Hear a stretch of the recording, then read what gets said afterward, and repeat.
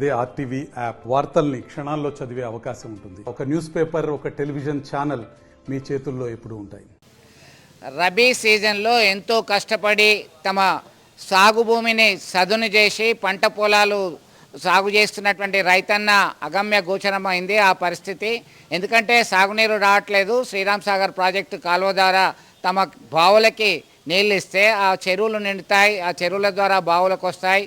దీంతో సరిపోయేటువంటి విధంగా పంట పొలాలకి నీరు అందించేటువంటి అవకాశం ఉన్నప్పటికీ ఇవ్వట్లేదని చెప్పి ఆవేదన వ్యక్తం చేస్తున్నారు రైతన్నలు. ఉమ్మడి కరీంనగర్ జిల్లా వ్యాప్తంగా చాలా ప్రాంతాల్లో రైతన్నలు ఎస్ఆర్ఎస్పి కాలువ ఎప్పుడు విడుదల చేస్తారా, నీరు ఎప్పుడు మాకు అందుబాటులో ఉంటుందని ఆశగా ఎదురుచూస్తున్నారు. రబీ సీజన్లో తాము వేసినటువంటి పంటలన్నీ కూడా ఎండిపోతున్నాయి. పలు ప్రాంతాల్లో రైతులు పశువులకి మేతగా ఉపయోగించేటువంటి దుస్థితి నెలకొంది. ఇప్పటికైనా ప్రభుత్వం స్పందించి తమకి సాగునీరు అందించాలి, తమను ఆదుకోవాలి. ఎందుకంటే లక్షలాది రూపాయలు పెట్టి దుక్కి దున్ని అనేక ప్రాంతాల్లో ఎరువులు పోసి దానికి సంబంధించి నారుమళ్ళు దున్నిన తర్వాత ఒక స్టేజ్కి వచ్చింది.